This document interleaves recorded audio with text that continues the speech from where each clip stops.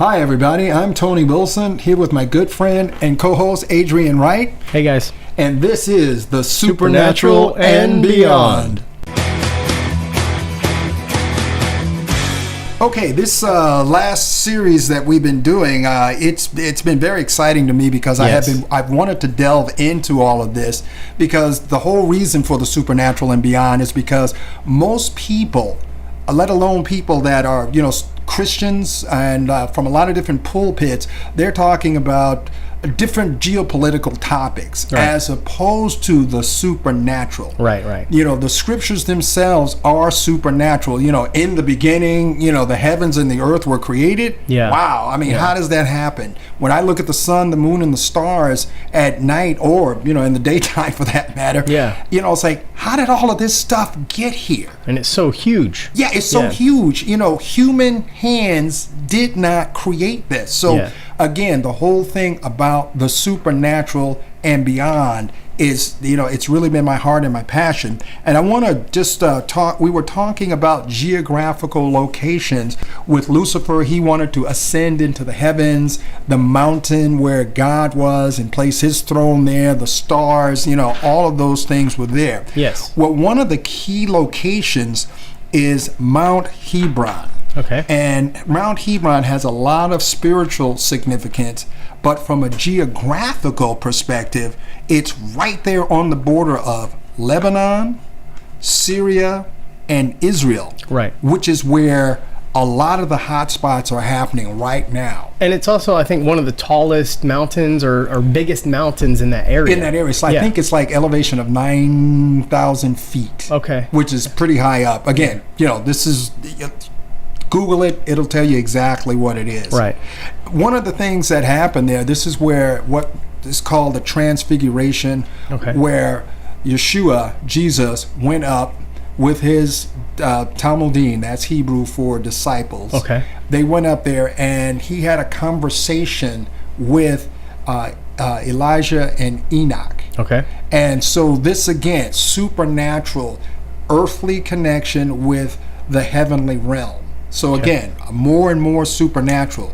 This is also the location where the 200 watchers landed during the time of Jared. That's what I found, yeah. Yeah, it's amazing. So yet more proof in the canon that there were and that there are supernatural celestial beings out there. These watchers, these were the ones that made a pact with each other and said that they would come down and mate, actually have sexual activity with the daughters of man. Right.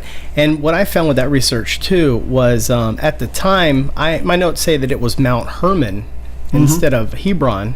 So I think the name was changed later. Yeah. Okay, it was I apologize. Mount Hermon, but I think later it was changed to Mount Hebron. I'm not 100% sure. I'll research that. I'll get back. But I think it may be languages and how, Bob and Robert, things of that nature. But what my research indicated was Mount Hebron because they swore curses on each other. So that was like the definition or the meaning of Hermon was to swear curses. They made a pact. And both of that information is found in two different books, that specific number, that specific location. I found it in the Book of Giants and the Book of Enoch. Both books found in the Dead Sea Scrolls back in the day. But yeah, like you said, totally. And even Genesis recounts that they fell in love with the women. And the women of earth, the women of men, and they came down, they had sexual relationships, they made wives out of them, you know what I mean? Chose wives. And then they also, what I found is they corrupted the animals of the earth too. Right. Enoch records it. If you look closely at Genesis, it mentions it too. But very specifically, like in the Book of Giants, it says donkeys, goats, rams, the beast of the field, every mammal, every bird. And then everything was corrupted. Yeah. And then Enoch says the same thing, and he even says like the fish were corrupted. And so like when they sinned against these animals, the Book of the Giants also called them monstrous beings. Giants were formed. Book of Enoch agrees with that, the giants, and then monstrous beings, or the beast of the earth. And what I was getting from that is very interesting. This is my own revelation. This is my own kind of thought, but that's what formed like the dinosaurs, because they were big beast of animals. And from like, I don't believe in evolution, but from the people that are involved with evolution, they kind of say that like this dinosaur's linked to this animal. Like the flying dinosaurs are kind of linked to the birds. Right? Yeah, right. But it says that these celestial beings, they fornicated. They had sex with the animals too, and created monstrous beings. So I think that's the pollution. And then if you look at the flood of Noah, God actually, the creator, actually sent the animals to Noah 2 by 2 so that he would know which ones were clean, because it was the creator that actually picked them. Right. Since these celestial beings polluted the whole geneticist, the whole genome of Earth, of humans and animals. And animals. Yeah, that's the thing. You kind of look at why is this culture is so sexed, craved, like lustful. Well, yeah, everybody wants to get involved from a sexual perspective. Now, I'm gonna circle back to Sodom and Gomorrah.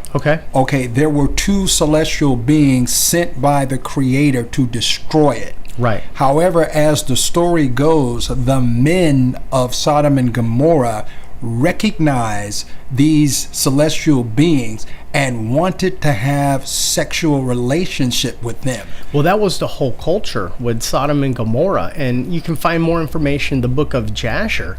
But anybody that came into town that were travelers, they would either starve them. If they were poor people, they would cause them to starve on the street and watch them die in the street, because that was their punishment for coming into our town.